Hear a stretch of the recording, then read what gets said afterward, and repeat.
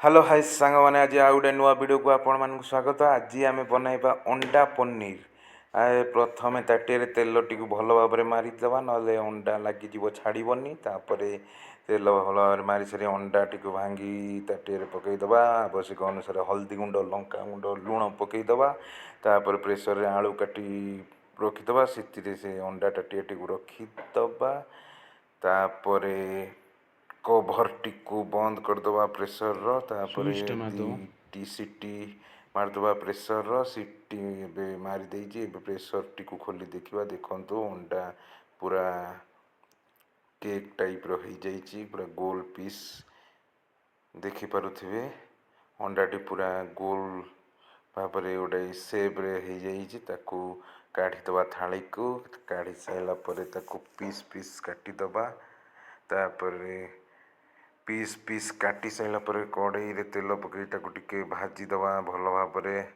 हल्दी गुंड टे पकईदे भल भाव भाजी नवा पीस टी पूरा देखो पनीर टाइप रो पीस हो जाइए।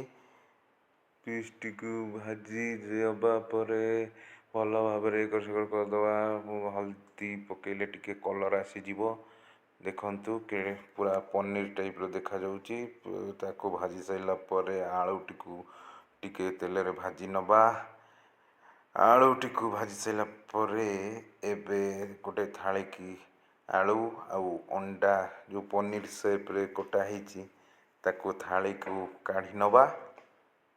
देखु केते सुंदर भाव देखा एबे कड़ई रे खाड़ा मसला पियाज पकईदे। पियाज जरी आसिले धीरे धीरे मसला अदा रसुण पेस्ट हल्दी गुंड लंका गुंड पकईदे। मसला को कषा धीरे धीरे कषि चलवा मसला को टिके पानी दे मसला को कषा। देखु मसला धीरे धीरे कषि आसला। भाजी रखि अंडा और आलू पकईदे फुटी आसला। ए देखु रेडी हो गला अंडा पनीर।